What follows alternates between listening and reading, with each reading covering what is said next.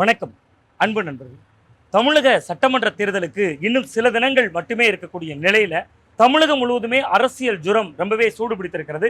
அந்த வகையில ஸ்ரீவைகுண்டம் சட்டமன்ற தொகுதியும் ரொம்பவே பரபரப்பா இருக்கு. ஸ்ரீவைகுண்டம் சட்டமன்ற தொகுதியில அண்ணா திராவிட முன்னேற்ற கழகத்தினுடைய சார்பில் முன்னாள் அமைச்சர் சண்முகநாதன் அவர்கள் மீண்டும் களம் காண்றாங்க. கிட்டத்தட்ட ஸ்ரீவைகுண்டம் தொகுதிக்குட்பட்ட அவருடைய சொந்த கிராமத்தில் இருக்கக்கூடிய தேர்தல் காரியாலயமும் ரொம்பவே களகட்டி இருக்கு. கருப்பு வெள்ளை சிவப்போட கரைவேட்டி கட்டிக்கிட்டு இங்க ஏராளமான தொண்டர்கள் அவர் பின்னால திரண்டு இருக்கக்கூடிய காட்சிகளை தான் பார்த்துட்டு இருக்கோம். சண்முகநாதன் அவர்கள்ட்ட கேட்பதற்கும் பேசுவதற்கும் நிறைய இருக்கிறது.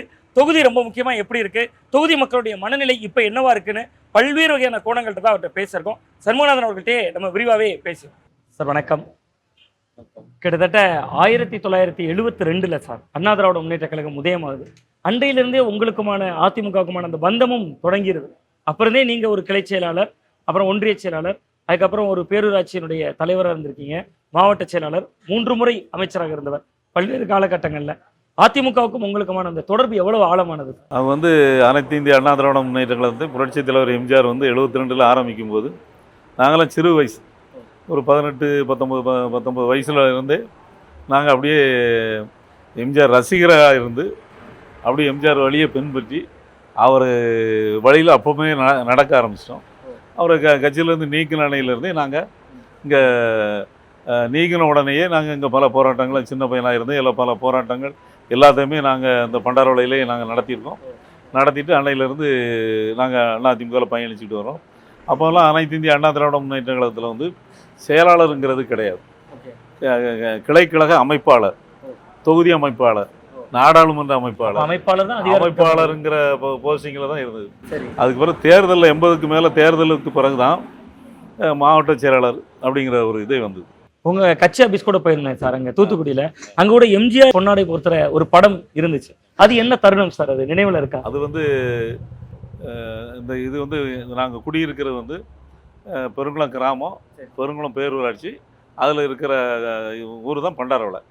இது பேரூராட்சி எலெக்ஷன் வரும்போது நாங்கள் ரெட்டலை சின்னத்தில் 86 ரெட்டலை சின்னத்தில் நான் போட்டியிட்டு ஜெயித்திருக்கேன்.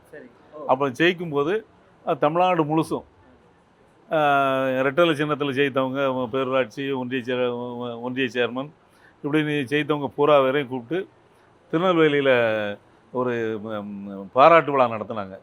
அந்த பாராட்டு விழாவுக்கு தமிழக முதலமைச்சராக இருந்த புரட்சித் தலைவர் எம்ஜிஆர் அவர்கள் அனைவருக்கும் தனித்தனியாக அவங்க பொன்னாடை பொறுத்தினாங்க. அந்த 86 அந்த பொன்னாடை தான் அது. அந்த நாள் மறக்க முடியாத. அதுவரையும் நம்ம ஆஸ்தான நாயகன். ஒரு காலகட்டம் வரைக்கும் எம்ஜிஆர் ரசிகராக இருந்திருப்போம். தொண்டனா மாறணும், தொண்டனா மாதிரி ஒரு கட்டத்தில் தலைவராக உயர்ந்திருக்கீங்க, பேரூராட்சி தலைவராக. எம்ஜிஆர் பாராட்டின அந்த தருணம் எப்படி இருந்துச்சு சார்? அது வாழ்க்கையிலே பெரிய இதுக்கு மேலே ஒரு சந்தோஷம் இருக்குமாங்கிற அளவுக்கு அந்த வயசில் அந்த மாதிரி ஒரு சந்தோஷம். 30-31 வயசு. சரி சரி சரி. ஒரு இளைஞராக இருக்கிற பொழுதே எம்ஜிஆரால் பாராட்டப்பட்டீங்க சார். கிட்டத்தட்ட செல்வி ஜெயலலிதா அவர்களுடைய அமைச்சரவையில் 3 முறை அமைச்சராக இருந்தீங்க. உங்களை பற்றி சொல்கிறப்ப ரொம்ப முக்கியமான ஒரு விஷயம் கேள்விப்பட்டேன். 2001 நீங்கள் முதல் முறை சட்டமன்ற உறுப்பினர் ஆகிறீங்க. சட்டமன்ற உறுப்பினராகி நீங்கள் சென்னைக்கு போனதே அரசு போக்குவரத்து கழக பேருந்தில் போனீங்க. அங்கே போன பொண்ணு தான் உங்களுக்கு அமைச்சர்னு தெரியுந்தாங்க. கவர்மெண்ட் பஸ்ஸில் போயிட்டு அதே கவர்மெண்ட் சுழல் விளக்கு காரில் வந்த அந்த தருணம் எப்படி இருந்துச்சு? அதுவும் வாழ்க்கையில் மறக்க முடியாத ஒரு தருணம் தான். அப்புறம் இதை புரட்சி தலைவி அம்மா அந்த அளவுக்கு நம்மளை நம்பி எனக்கு அந்த மாதிரி ஒரு சூழ்நிலை ஏற்படுத்தி சட்டமன்ற உறுப்பினராக போட்டியிடுற வாய்ப்பு, அமைச்சராக வாய்ப்பு தந்த புரட்சி தலைவர் அமைச்சராக நீங்கள் 3 முறை இருந்திருக்கீங்க. 3 வெவ்வேறு காலகட்டம், 2001, 2011, 2016. அதனால் அதெல்லாம் வாழ்க்கையில் மறக்க முடியாத ஒரு தருணம். அந்த வளர்ச்சிக்கு இதுவும் புரட்சி தலைவி அம்மா தான். எப்படின்னாக்கி புரட்சி தலைவர் இறந்ததுக்கு அப்புறம் அனைத்து இந்திய அண்ணா திராவிட முன்னேற்ற கழகத்துக்கு புரட்சி தலைவர் அம்மா அவர்கள் பல விதமான சோதனைகளுக்கு பிறகு அவங்க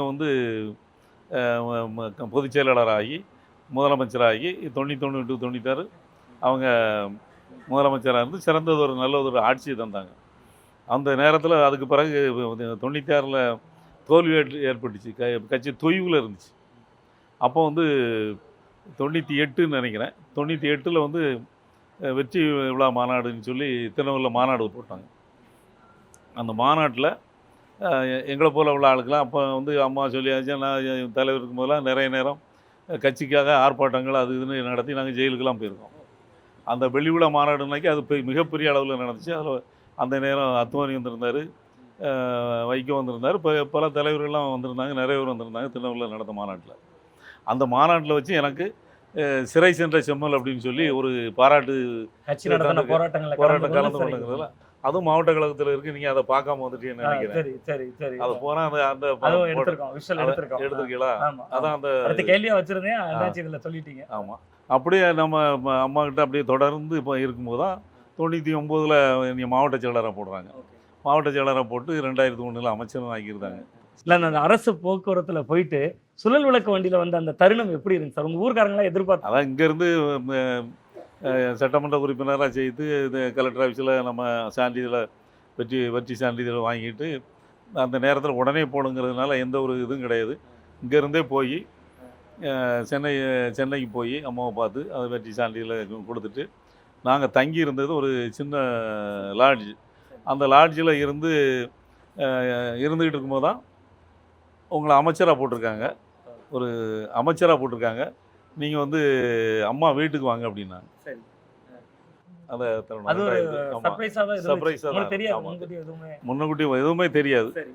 அம்மா வீட்டிலேருந்து ஒரு ஃபோனுன்னா அப்போ அந்த லாட்ஜிக்கு நம்பருக்கு தான் ஃபோன் வருது, கால் தான், செல்லு. ஆனால் அந்த லாட்ஜில் நீங்கள் இருக்கீங்கிறது அவங்க போலீஸ் மூலமாக தெரியும் தெரியும் தெரியும். ஆமாம், சரி சரி. இப்போ பிரச்சார வண்டி தயாரா இருக்கு. நம்ம பிரச்சார வண்டியில ரொம்ப கலகலப்பா பிரச்சாரங்கள் தொடங்கிட்டீங்க.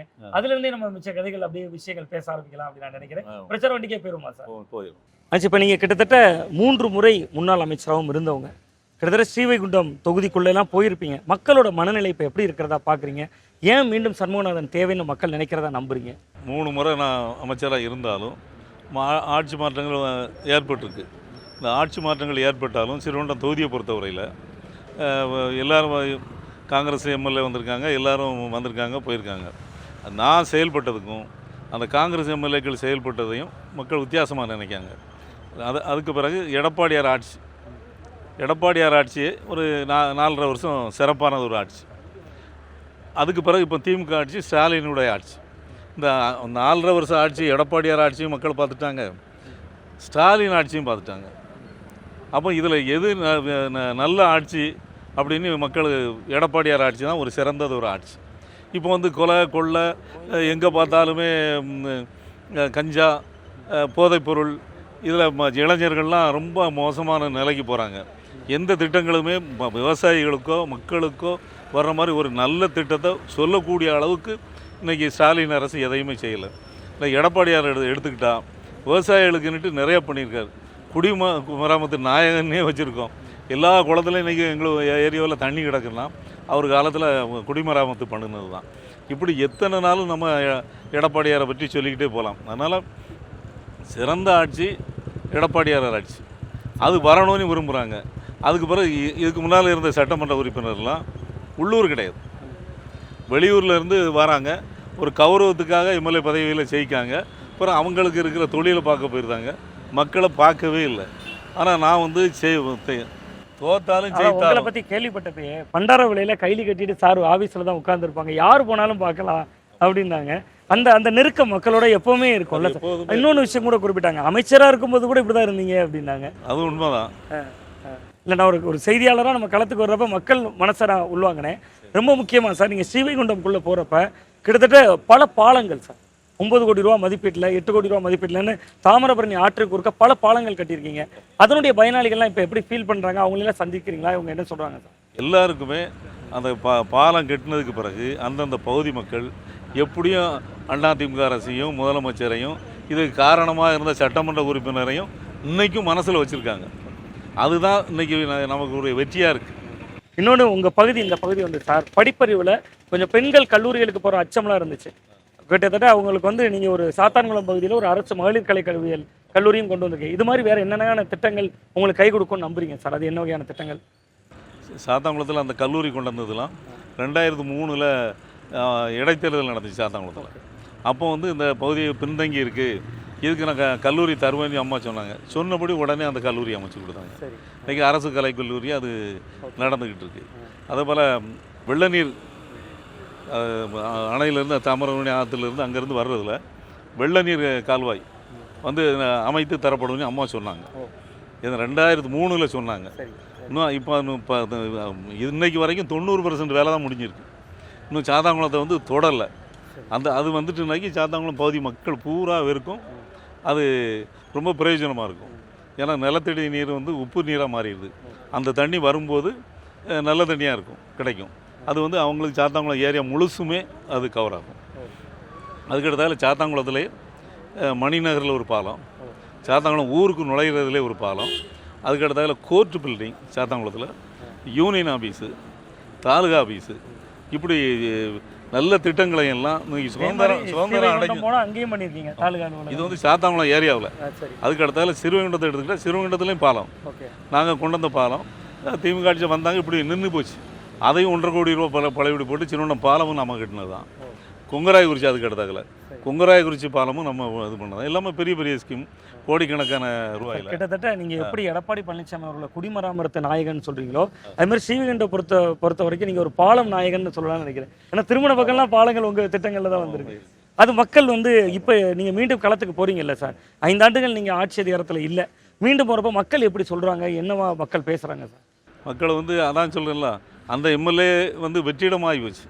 சிறுவண்ட தொகுதியை பொறுத்தவரையில் ஒரு எம்எல்ஏ இருந்தாருங்கிறது இல்லாமல் அது ஒரு வெற்றிடமான எம்எல்ஏங்கிற இதாக ஒரு கடந்த 5 வருஷம் ஆகிட்டு. அதனால் நான் இப்போ போகிற இடத்துலலாம் நீங்கள் தான் எங்களுக்கு எம்எல்ஏங்கிறதே நீங்கள் தான் அப்படிங்கிற மாதிரி எம்எல்ஏ மாதிரியே தான் அந்த இதில் நம்ம செயல்பட்டுருக்கோம். அனைச்சி நீங்கள் இதே சட்டமன்ற தொகுதியில் கடந்த 2001 வெற்றி பெற்றீங்க, அதே மாதிரி 11, 16 வெற்றி பெற்றிருந்தீங்க. கிட்டத்தட்ட 3 முறை நீங்கள் வெற்றி பெற்றீங்க. ஏதோ ஒரு சென்டிமெண்ட் இருக்கிற மாதிரி எனக்கு தோணுது. நீங்கள் 3 முறை வெற்றி பெற்ற போதும் அதிமுகவும் மேலே தலைமையில் ஆட்சி பீடத்தில் வந்தாங்க. அப்போ கிட்டத்தட்ட ஸ்ரீவைகுண்டத்துக்கும் ரெட்டை இலைக்கும் அப்படி ஏதாவது சென்டிமெண்ட் இருக்கான்னு?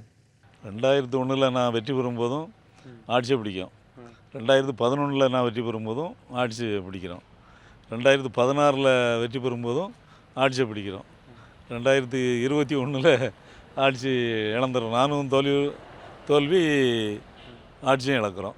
ஆமாம், அந்த மாதிரி ஒரு இது இருக்குது, ஒரு சென்டிமெண்ட் இருக்குது. சரி, இப்போ நீங்கள் தொகுதிக்குள்ளே போனீங்கல்ல சார், பெண்கள்லாம் நிறைய பேரை பார்த்தீங்க, நான் கூட வந்திருந்தேன் உங்களோட. கிட்டத்தட்ட பெண்கள்லாம் உற்சாகமாக வெளியில் வந்து பார்க்குறாங்க, ரெட்டை இலை கையை காட்டுறாங்க, எல்லாமே பண்ணுறாங்க. மக்கள் மனநிலை எப்படி இருக்கிறதா, உங்கள் தொகுதிக்குள்ளே எப்படி இருக்கிறதா பார்க்குறீங்க சார்? மக்கள் மனநிலை வந்து இன்றைக்கு வந்து எல்லா ஆட்சியும் பார்த்துட்டாங்க. மீண்டும் எடப்பாடியார் ஆட்சி வந்தால் தான் நல்லா இருக்குங்கிற ஒரு எண்ணத்தில் மக்கள் இருக்காங்க. அதனால தான் இப்போ போகிற இடங்கள்லாம் எப்படி வரவேற்பு எப்படி இருந்ததுங்கிறத நீங்கள் நேரிலே பார்த்தீங்க. அதில் ரொம்ப முக்கியமாக சார், நீங்கள் சிறுபான்மை சமூக மக்கள் வீட்டுக்கும் போகிறீங்க, அவங்களும் வந்து உங்கள்கிட்ட ரொம்ப அன்பாக நடந்துக்கிற காட்சிகள்லாம் பார்த்தோம். நம்ம கிட்டத்தட்ட இப்போ எல்லா சமூக மக்களோடையும் எல்லா மத மக்களோடையும் இப்படி இருக்கக்கூடிய ஒரு நல்லிணக்கம் இருக்குல்ல சார், இது எப்படி உங்களுக்கு இயல்பாகவே வந்தது? அதாவது நானும் ரொம்ப காலமாக இதில் அரசியலில் இருக்கிறதுனால எல்லாரும் நான் அறிமுகமானவன். அதனால் எல்லாருமே என்னை பார்த்தாச்சுன்னா ஒரு மரியாதை கொடுப்பாங்க. அந்த மரியாதை தொகுதி முழுதும் இருக்குது. அதனால் இந்த தடவை வெற்றி வந்து உறுதி செய்யப்பட்டது. அது ஒரு 30,000 ஓட்டு வித்தியாசத்துக்குள்ள வெற்றி பெறக்கூடிய ஒரு நிலை இன்றைக்கி இருக்குது சார். இப்போ ஒரு சாதாரண கிளை செயலாளராக உங்களோட கேரியரை தொடங்குறீங்க சார், அரசியல் வாழ்க்கையை சாதாரண கிளை செயலாளராக தொடங்குறீங்க, ஒன்றிய செயலாளராக இருந்திருக்கீங்க, மாவட்ட செயலாளர், அமைச்சர்னு பல நிலைகளில் இருந்திருக்கீங்க. கிட்டத்தட்ட அதிமுக அப்படின்னா நீங்கள் 3 முறை அமைச்சராக இருக்கும்போதும் சரி, ஜெயலலிதா அவர்கள் திடீர்னு பார்த்தா நம்ம போயிட்டே இருப்போம், அமைச்சர் பதவியிலேருந்து மாற்றம் அப்படின்லாம் வரும். அந்த மாதிரியான கடினமான நேரங்களே நீங்கள் இயல்பாகவே இருந்திருக்கீங்களே சார், அது எப்படி அந்த தன்மை வருது? அவங்களே தாராங்க, அவங்களே எடுத்துக்கிடுறாங்க. அதனால் தவறு, நான் பெரிய தவறு இருந்தால் அடுத்தாக்கில் எனக்கு தரமாட்டேன். ஆமாம், திரும்பி அவங்க உங்களுக்கு கொடுக்குறாங்க அந்த பிரதிநிதித்துவம். நான் பெரிய தவறுகள் எதுவும் இருந்துச்சுன்னா எனக்கு திருப்பி தரமாட்டாங்க. ஆனால் அவங்க பழையபடியும் கூப்பிட்டு எனக்கு தந்திருக்காங்க, எல்லா பதவியும் தராங்க, எல்லாம் பண்ணியிருக்காங்க. அதனால் அது ஒரு அம்மாவை பொறுத்தவரையில் ஒரு பாசமானவங்க, ஒரு அன்பானவங்க அப்படிங்கிறதுலே நாம் எடுக்கிறதுனால ஒரு சின்னதாக போயிடும் சார். ஆனால் பதவியில் இருந்தாலும் சண்முகநாதன் அவர்கள் ஒரே மாதிரி தான் இருக்கார். பதவியே இல்லை, எதிர்கட்சி வரிசையில் இருந்தாலும் தான் ஜெயிக்காவிட்டாலும் கூட மக்களோடு இருக்கார். இந்த தன்மை எப்படி சார் வருது? நான் வந்து பெரிய கோடீஸ்வரனும் பெரிய எந்த குடும்பத்திலேருந்து வரல, சாதாரண ஒரு குடும்பத்திலேருந்து வந்ததுனால நம்ம வாழ்க்கை தரம் இவ்வளோதாங்கிறது தெரியும். நம்ம இதுக்கு முன்னே இருந்தது மந்திரியாக இருந்தது அப்படின்னாலும் அந்த மந்திரியாருக்கு முன்னால் உள்ள தரமும் நமக்கு தெரியும். அதனால் நம்ம அதில் பெருசாக ஒன்றும் காட்டிக்கிறதுல இயல்பாகவே நம்ம எடுத்துக்கிறது. இதை சாரோட அப்பா வைத்தியராக இருந்தவங்கல்ல சார்? வைத்தியர். ஓகே சார், ஒரு வைத்தியரோட பையன் ஒரு அமைச்சராகவும் கிட்டத்தட்ட நம்ம அரசியலில் தென் மாவட்டத்தில் முக்கியமான ஆளுமைகளில் ஒருவராகவும் என்னைக்காக நினச்சி பார்த்துருக்கீங்களா? ஆரம்ப காலத்தில் 1972 கொடி பிடிச்சிட்டு நீங்கள் கிட்டத்தட்ட ரெட்டை இலைக்காக நீங்கள் வாக்கு கேட்டு போன அந்த நாட்கள் நினைவில் இருக்கா? அதெல்லாம் நினைவில் இருக்குது. எங்களுக்கு ஒரே எண்ணம் என்னன்னாக்கி அந்த காலத்தில் முதலாவது எம்ஜிஆர் முதலமைச்சராக வரணும் அப்படிங்கிறத தவிர வேறு எந்த எண்ணமும் கிடையாது. அதுக்கு பின்னால் பார்த்தா அம்மா முதலமைச்சராக வரணும் அப்படிங்கிறத தவிர அது எந்த எண்ணமுமே அதுக்கு பிறகு கிடையாது.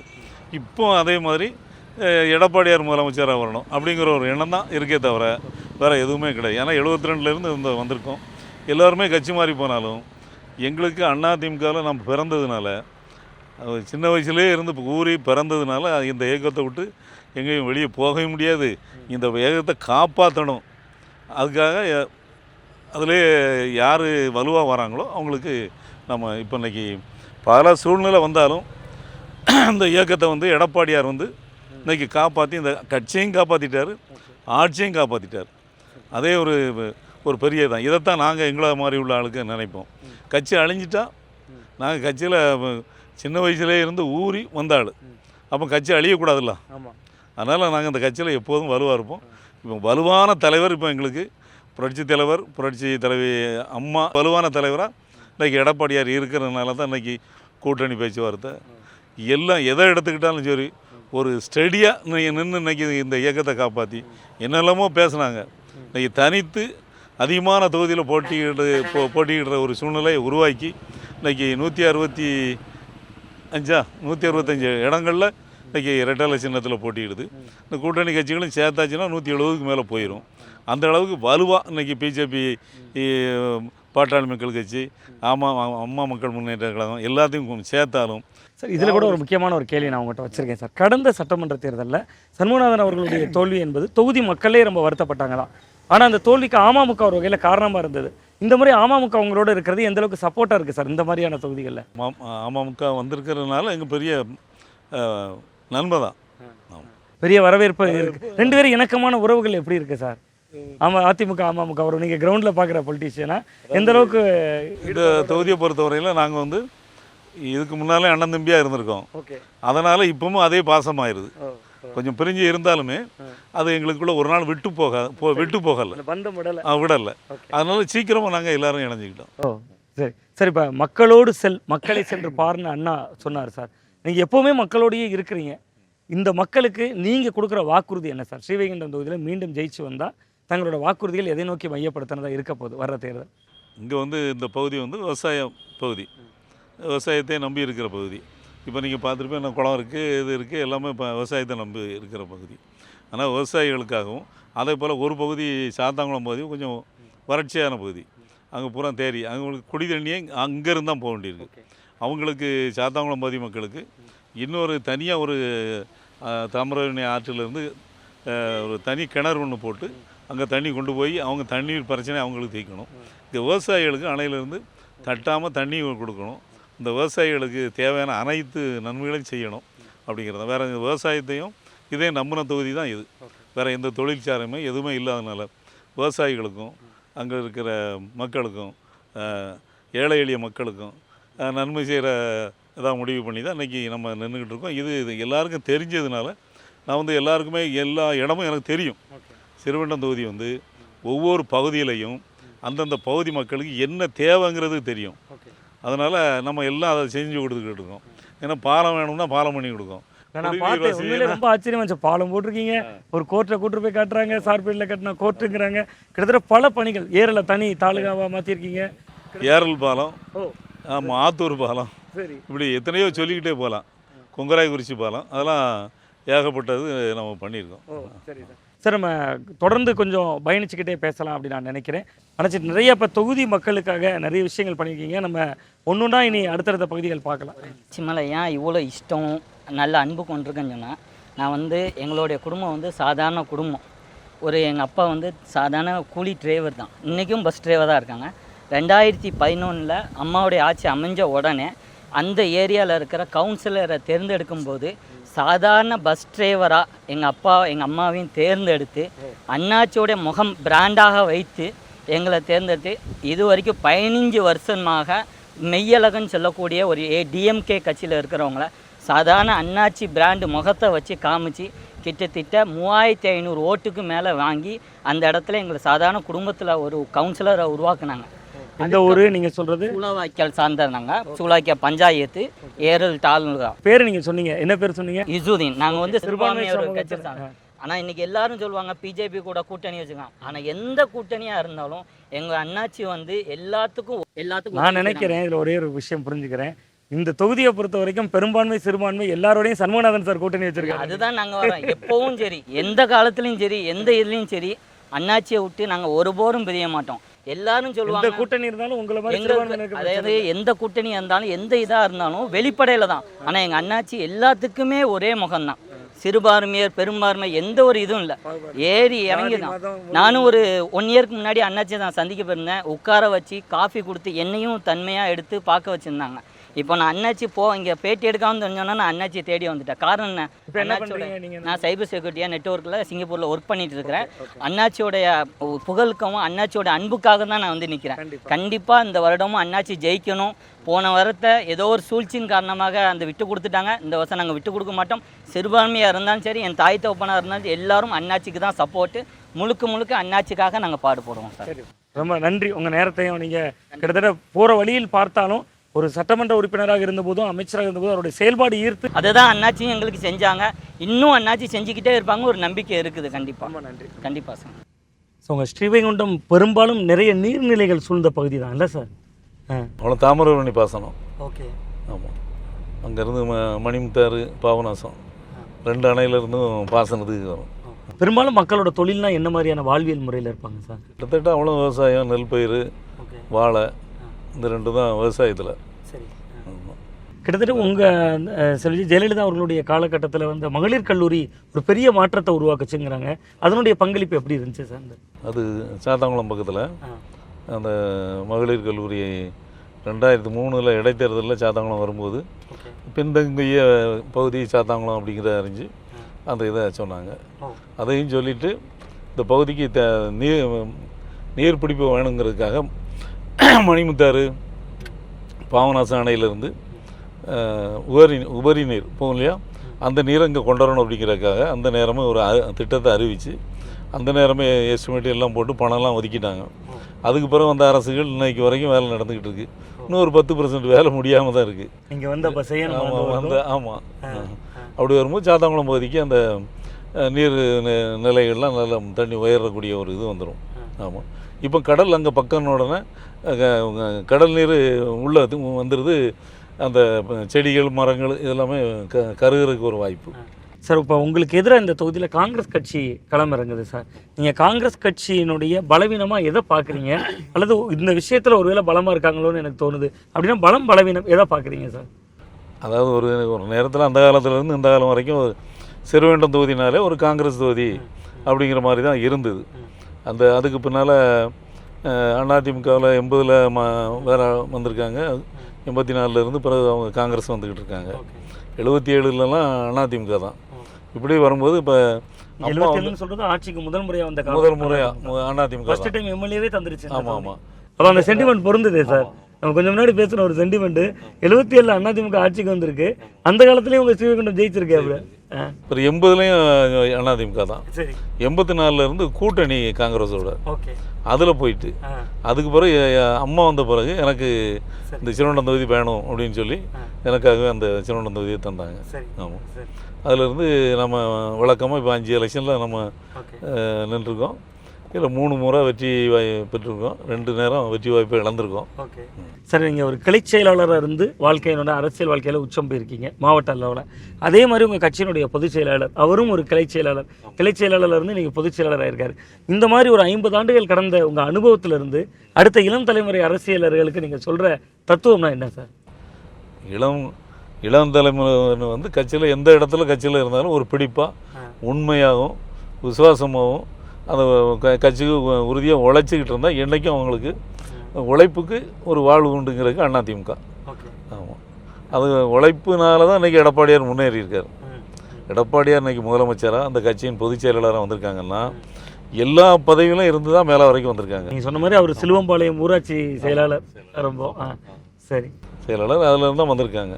அதனால் அதிமுகங்கிறது இளைஞர்களுக்கு சொல்லக்கூடியது எல்லாருக்கும் வாழ்வு உண்டு. அதிமுகவில் எல்லாருக்கும் வாழ்வு உண்டு. அதனால் இளைஞர்கள் வந்து அந்த கட்சிக்காக உழைச்சாச்சுன்னா அவங்களுக்கு என்றைக்குனாலும் வாழ்வு இருக்குது. அவங்க அமைச்சராகலாம், எம்எல்ஏ ஆகலாம், எல்லா பதவிக்கும் வரலாம். அதுக்கு நீங்களும் ஒரு முன்னுதாரணம். ஆமாம் ஒன்று. சார் இப்போ நிறைவாக ஒரு கேள்வி சார் கடைசியாக, கிட்டத்தட்ட திமுக அரசு நிறைய மகளிருக்கு திட்டங்கள்லாம் செஞ்சுருக்கோம், அது எங்களுக்கு சாதகமாக இருக்கும்னு பேசுகிறாங்களே, உங்கள் தொகுதிக்குள்ள பெண்கள் ஓட்டு எப்படி இருக்கிறதா பார்க்குறீங்க சார்? எந்த திட்டத்தை மகளிருக்கு அறிவித்தாலும் அது உருப்படியான ஒரு திட்டமாக இல்லை. இப்போ மகளிருக்கு வந்து உரிமை தொகை வழங்கியிருக்கு, எல்லா மகளிருக்கும் வழங்கப்படும்னு சொல்லிட்டு தமிழ்நாட்டில் வந்து 2,15,00,000 30,00,000 ரேஷன் கார்டு இருக்குது. இன்றைக்கி வழங்கியிருக்கிறத அவர் 1,10,00,000 பேருக்கு தான் வழங்கியிருக்காரு. அப்புறம் அவர் இதே பொய் தானே, எல்லாமே ரேஷன் கார்டு வச்சிருக்காரு பூரா பெண்கள் சொல்கிறாங்க உரிமை தொகை கிடைக்கலங்க அதிகமாக சொல்கிறாங்க. ஓகே, ஆமாம் 50%க்கு மேலே கிடைக்கலையா? ஆமாம். சரி, இப்போ அதிமுக நீங்கள் சொல்லியிருக்கீங்களா சார் குலவிளக்கு திட்டம் 2,000 ரூபாய், அது மக்களுக்கு சேர்ந்துருக்கா, அது எப்படி பார்க்குறீங்க சார்? அதிமுகவோட தேர்தல் வாக்குறுதிகள் எந்த அளவுக்கு உங்கள் தொகுதிக்குள்ளே ரியாக்ட் ஆகுது? இப்போ நாங்கள் சேர்த்துக்கிட்டு இருக்கோம், அது எல்லாருக்கும் மக்களுக்கெல்லாம் புரிஞ்சிட்டு. ஓகே, அதாவது நம்ம வந்து எல்லாருக்கும் எடப்பாடியார் எல்லாருக்கும் கொடுப்பாரு அப்படிங்கிற நம்ம நம்பிக்கை இருக்குது மக்களுக்கு. Okay okay. ஆமாம். நீங்கள் பஸ்ஸில் வந்து குறிப்பிட்ட பஸ்ஸை தான் மகளிருக்குன்னு விடுறாங்க. ஏன் எல்லா பஸ்ஸுலையுமே அந்த பெண்கள் ஏறி இறங்கலாம்ல? அதான் எடப்பாடி சொல்லியிருக்காரு ஆண்களுக்கு இலவசம் இருக்காது. ஓகே, அதெல்லாம் ரீச் ஆகுதா கிராம பகுதிகள்? ஏன்னா இது கிராம பகுதிகளில் பெரும்பாலும் உள்ளடக்கின தொகுதி உங்கள் தொகுதி, அது எடுபடுதுங்கிறீங்க. அப்போ கிட்டத்தட்ட ஸ்ரீவைகுண்டம் தொகுதியில் உங்களுடைய நம்பிக்கை காங்கிரஸின் கையை அகற்றும்னு நம்புறீங்க? ஆமாம், சரி கண்டிப்பாக அகற்றும். சரி சார், ரொம்ப நன்றி உங்கள் நிறைவான நேரத்தை ஒதுக்குனீங்க, ரொம்ப நன்றி.